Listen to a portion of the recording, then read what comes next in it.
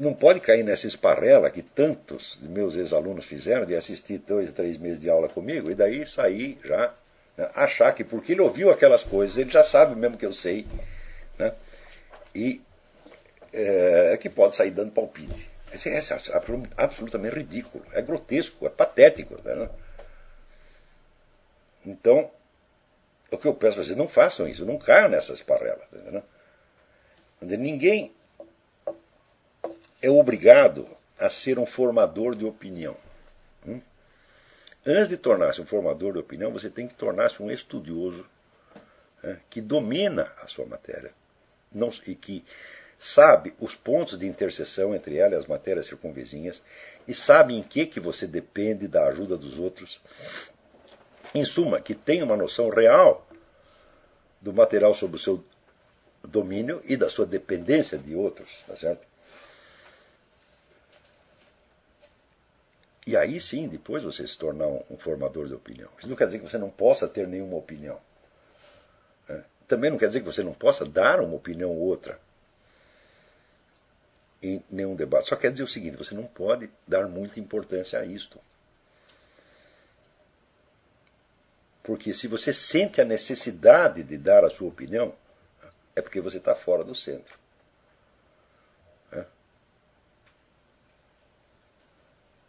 Quer dizer, por que a necessidade de influenciar os outros quando você não está devidamente formado e centrado ainda? É porque você quer a aprovação deles. Se você quer a aprovação deles, você os está transformando em seus juízes e, portanto, eles passam a ser os seus professores. Então você se dirige aos mais imbecis, aos mais despreparados e pergunta, eu estou certo, professor? É isso que você acaba fazendo quando entra nessas discussões. Você está se rebaixando. Você só pode, vamos dizer, utilmente e sem riscos, tornar-se um formador de opinião quando você não precisa mais que as pessoas concordem com você. Quando você aprendeu a viver sozinho com as suas ideias, tá certo? Sabendo que você está na realidade, né? E sabendo que se o outro der razão a você, é melhor para ele, mas para você não vai fazer a menor diferença. Aí sim, quando você entra num debate como formador de opinião, você está praticando a generosidade. Fora disso, não. Você está pedindo alguma coisa para eles. Você está entendendo? Você está pedindo a aprovação deles. Você os está transformando em seus mestres, seus juízes. E aí você está liquidado, meu filho. Porque o seu nível intelectual vai rebaixar o deles. Então, quando você estiver seguro de que, olha, eu não preciso mais da aprovação de ninguém, eu sei o que eu estou falando, porque eu estudei os vários aspectos da coisa. Estudei, como diz, os prós e os contras. Todo mundo fala em prós e contras, mas eu não conheço uma única pessoa que estude prós e contras. Eu não conheço um único sujeito no Brasil, não conheço um único sujeito que defenda uma posição conhecendo intimamente a posição oposta. Eu não conheço mais. O último que eu conheço que faz isso sou eu. Porque eu passei toda a minha juventude adquirindo aquela formação marxista, aquela coisa, dei aquilo anos da minha vida, tá? Então depois examinei o outro lado. Então eu conheço os dois. Eu não conheço ninguém que tenha feito isso. E não é, estou falando pessoal da esquerda, estou falando de quantos desses liberais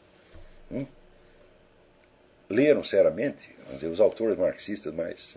Quantos deles leram Georg Lukács? Praticamente nenhum. Eu nunca conheci um que tivesse lido. No máximo ele leu o Manifesto Comunista, né, e leu aquilo que Friedrich Hayek diz do marxismo, ou Ludwig von Mises, e ponto final. Então você não deu ao outro ponto de vista a chance. Você não trabalhou a coisa dialeticamente dentro de si. Por quê? Porque você estava ansioso por formar uma opinião que você pudesse vender publicamente. Então o que você tinha que fazer é exatamente o contrário. Você ficar anos ali investigando a coisa com calma, né, buscando a verdade. Digo, olha, eu quero saber a verdade disto, mesmo que ela seja incompreensível para todo mundo. Mesmo que só eu fique sabendo daquilo, e mesmo que eu não consiga convencer ninguém disso aí. Se você quer a verdade nesta base, muito bem. Então aí você está no caminho da autonomia da inteligência. Fora disso, não. Então por isso é que eu recomendo a abstinência em matéria de opiniões. A abstinência não é a supressão completa. Né? É apenas você reconhecer que a sua atividade opinativa deve ser bem modesta em comparação com a sua atividade de estudante. Por exemplo, se vocês comparam, peguem tudo aquilo que eu publiquei em jornal, soma tudo que eu publiquei em jornal. Vamos dizer que dá aí umas 2, 3 mil páginas. Agora compara com aquilo que eu ensinei em aula para grupos menores. Aquilo vira uma tetica de galinha.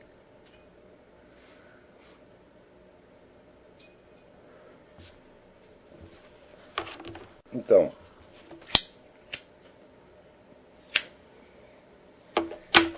no entanto, quantas vezes eu não vejo o sujeito discutindo com o artigo meu, partindo do princípio de que tudo o que eu sei está dito naquele artigo.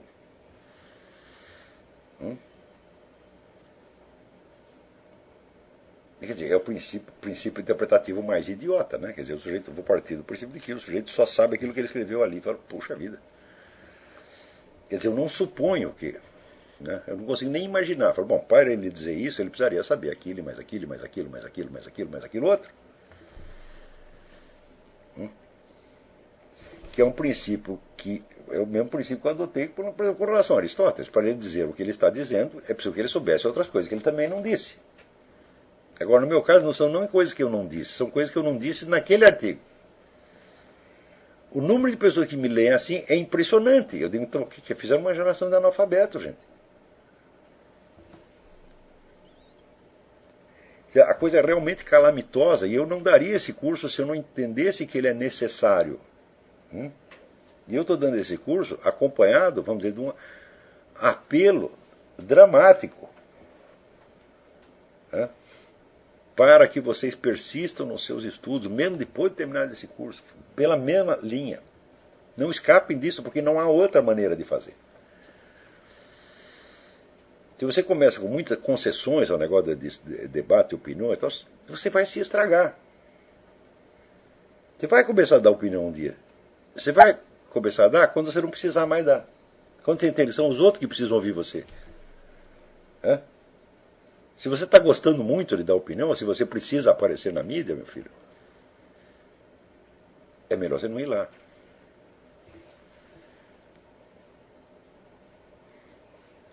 Você vê, os grandes artistas, por exemplo, eles são mestres, são professores do seu público.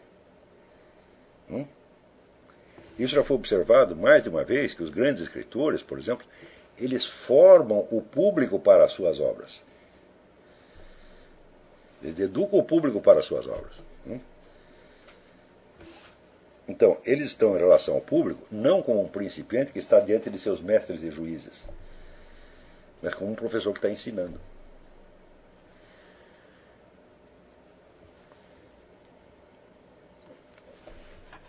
Isso quer dizer o seguinte, que se o público aprovar, melhor para o público.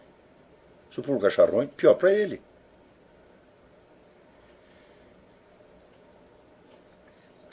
Então, aí você pode acreditar que a sua atividade intelectual, pedagógica, etc., é uma coisa, é um serviço público que você está prestando. E não o preenchimento de uma necessidade psicológica sua, de aplauso, de aprovação, etc., etc. Em suma, a condição para ser um bom formador de opinião é a maturidade. Não só maturidade física, biológica, a maturidade intelectual que se identifica com a independência intelectual. E a independência intelectual não significa você ser independente do julgamento dos outros. Significa você ser independente do julgamento de quem sabe menos do que você. Não de quem sabe mais. E no Brasil, ao contrário, está todo mundo. Quem é que vai se inibir? Né? Até os melhores caem nisso. Eu me lembro, por exemplo, que o falecido Zé Guilherme Melchior, ele falava, por exemplo, de Platão, né, num tom assim de ironia, né, superior, todo superior. Mas quando ele escrevia do chefe dele na diplomacia, que era o Afonso Arinos de Melo Franco, daí se derretia todo em louvor. Intelectual sério jamais faz isso. Você tem que ter um senso da hierarquia, meu filho. Se eu preciso da boa opinião do meu chefe, eu preciso muito mais da boa opinião de Platão. Eu respeito muito mais Platão do que o meu chefe, evidentemente. A não ser que o meu chefe seja um gênio como Platão, que não era o caso. Né? Então você precisa graduar também, vamos dizer, o respeito e o desrespeito com que você fala das coisas. Né? A facilidade, a insolência com que o pessoal fala de um Platão, de um Aristóteles, de um Leibniz, do Newton, tá? É uma coisa incrível hoje em dia. Né? E ao mesmo tempo mostra um infinito respeito por seus professores de faculdade, que são os jumentos que nem eles. Gente, isso é a deformidade mental e moral imperdoável. Né?